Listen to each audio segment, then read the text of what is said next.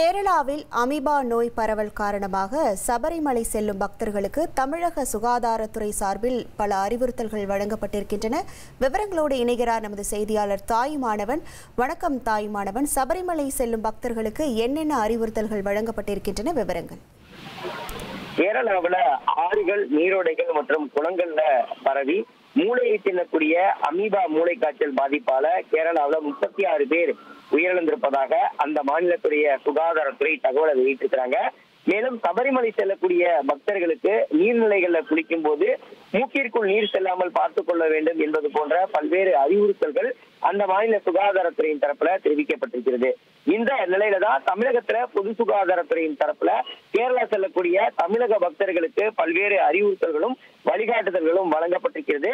அந்த வகையில சபரிமலை செல்லக்கூடிய பக்தர்கள் ஏற்கனவே ஏதேனும் மருத்துவ சிகிச்சையில இருப்பவர்களாக இருந்தால் அதற்கான மருத்துவ ஆவணங்கள் மற்றும் மருந்துகளோட அந்த மாநிலத்திற்கு பயணிப்பது அவசியம் எனவும், சபரிமலை யாத்திரை புறப்படுவதற்கு முன்பு நடைபயிற்சி போன்ற எளிதான உடற்பயிற்சிகளை மேற்கொண்டு தொடர்ந்து கொதிக்க வைத்த நீரையே குடிக்க வேண்டும், மலையேறும் போது மெதுவாகவும் இடைவெளி விட்டு ஏற வேண்டும் உள்ளிட்ட வழிகாட்டுதல்களை தமிழக பொது சுகாதாரத்துறை தெரிவித்திருக்கிறாங்க. அது மட்டும் இல்லாம சபரிமலைக்கு செல்லக்கூடிய மக்கள் ஆறுகள்ல குளிக்கும் போது மூக்கிற்குள்ளே நீர் செல்லாமல் பக்தர்கள் கவனமாக பாதுகாத்துக் கொள்ள வேண்டும் என குறிப்பிட்டிருக்கிறாங்க. கொரோனா தொற்று போல இந்த நோய் பரவாது என்ற சூழல்ல சபரிமலை செல்பவர்கள் எந்த ஒரு அச்சத்திற்கும் ஆளாக வேண்டாம் அப்படின்றத தமிழக சுகாதாரத்துறை தெரிவித்திருக்கிறாங்க.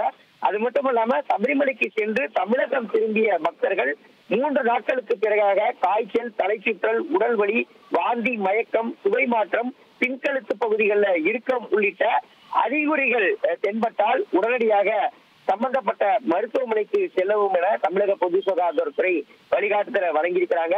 சபரிமலை சென்று திரும்பக்கூடிய பக்தர்களுக்கு ஏதேனும் உடல்நல பாதிப்புகள் கண்டறியப்படக்கூடிய பட்சத்துல அவர்கள் மருத்துவமனைக்கு அனுமதிக்கப்படக்கூடிய பட்சத்துல உடனடியாக பாதிக்கப்பட்டு ஆளாகக்கூடிய நபர்கள் குறித்தான தரவுகளை சேகரித்து உடனுக்குடன் பொது சுகாதாரத்துறைக்கு, தமிழக பொது சுகாதாரத்துறைக்கு தகவலை தெரிவிக்க வேண்டும் என அதிகாரிகளுக்கு சுகாதாரத்துறை தரப்புல உத்தரவு என்பது வழங்கப்பட்டிருக்கிறது.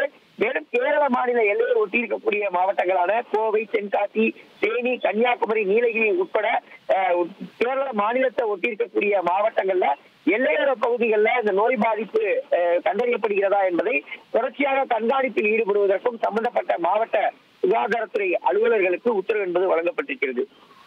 உங்கள் விவரங்களுக்கு நன்றி தாயுமானவன். இனி செல்லும் இடமெல்லாம் செய்தி.